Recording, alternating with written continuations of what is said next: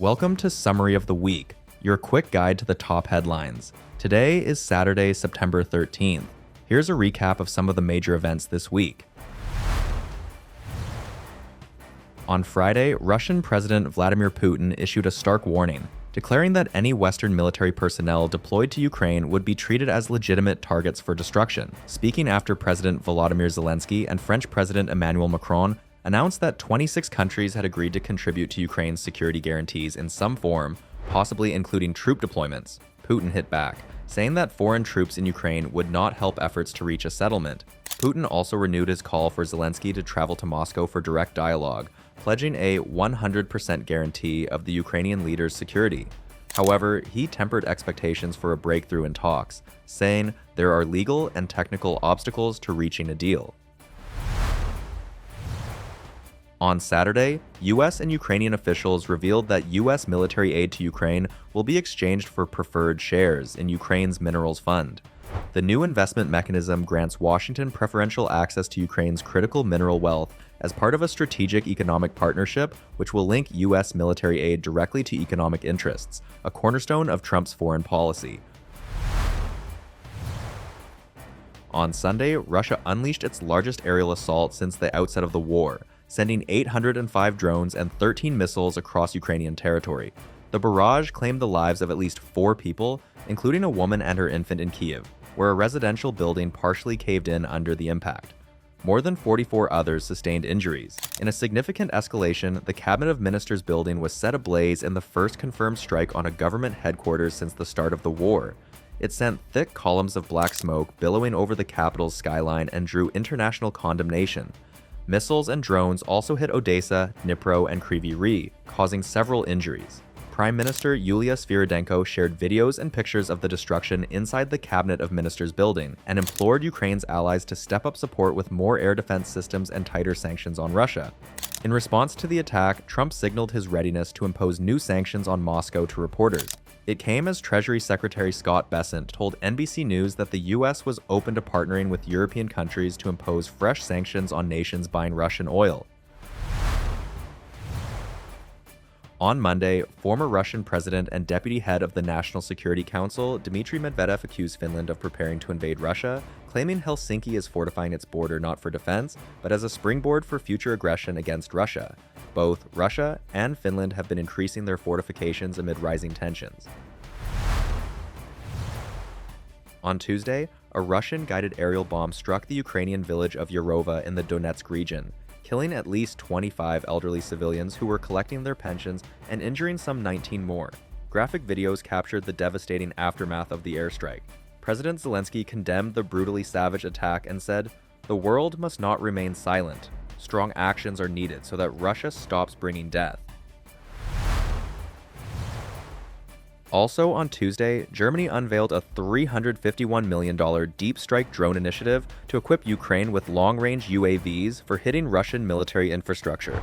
Simultaneously, the UK pledged to fund production of thousands more long-range drones for Ukraine. UK Secretary of State for Defense John Healey also said that a UK-led international fund to provide Ukraine with military support has now exceeded £2 billion, $2.7 billion. In the early hours of Wednesday, at least 19 Russian kamikaze drones launched from multiple axes toward Ukraine's western regions crossed into Polish airspace.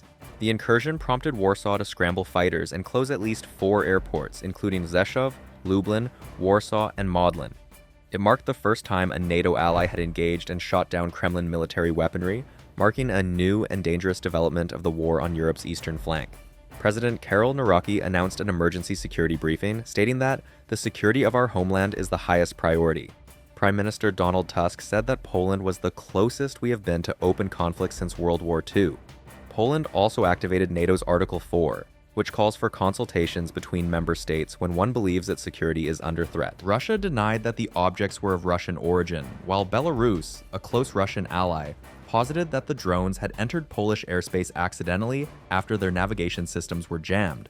NATO allies, however, dismissed such claims, accusing Russia of deliberately invading Polish airspace to test NATO's readiness to defend its territory. Also on Wednesday, Charlie Kirk, 31, a prominent pro-Trump activist known for opposing U.S. aid to Ukraine, was shot dead September 10th during an appearance at Utah Valley University. He was speaking on stage when a gunman fired a single lethal shot to his throat. Kirk succumbed to his injuries in the hospital.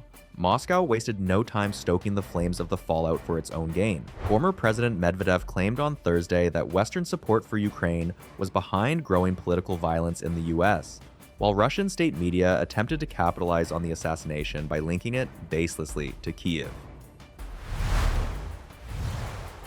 On Thursday, the US Embassy in Vilnius announced that Belarus had freed 52 political prisoners of different nationalities, including opposition politician Mykolai Statkovich, philosopher Vladimir Matskovich, and Lithuanian citizen Elena Romanauskienė.